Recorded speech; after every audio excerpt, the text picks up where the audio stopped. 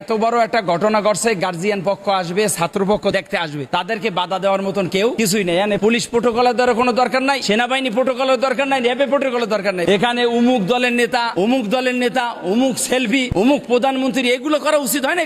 কালকে বিভিন্ন দলের নেতৃকর্মী আইসা আরো বিশৃঙ্খলা বেশি ঘটাইছে।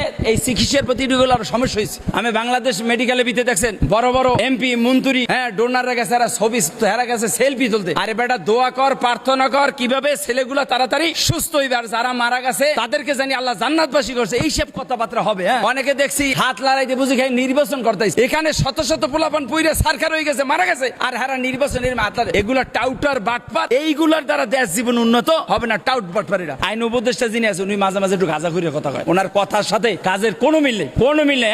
উনি যদি ভালো মানো হইতো প্রত্যেকটা স্টুডেন্টের ডাক দিয়ে বুকের ভিতরে তো ছাত্রদের মেয়া, উনি বুঝে কথা, উনি তো কথাই শেখে নাই মেয়া, কিসের রাষ্ট্র চালায়। বর্তমানে আইন উপদেষ্টা আছে, উনি ঠিক মতন কথা বলতে পারে না, উনি সুস্থ মজলিসের মারুন আবল তাবল কথা বলে। আরে মেয়া, যারা ছাত্ররা আহত হয়েছে মেয়া, যে ছাত্রগুলো মারা গেছে তাদের বাড়ি যাইবো, সেই বাপ মারে বুকে জড়াই রইব। এখানে কোন বাল মেয়া ফাইজলামি করে দেশ নিয়ে রাষ্ট্র মানে না। একটা উপদেষ্টা যারা বসে রয়েছে, একটা রাষ্ট্র চালাবার মতন লোক না, সব বেয়াদব বিষ্টবিস। ছাত্ররা কিভাবে সান্ত্বনা পাবে, যাদের বাবা মা মারা গেছে তাদের কিভাবে সান্ত্বনা পাবে, সেই চিন্তা তারা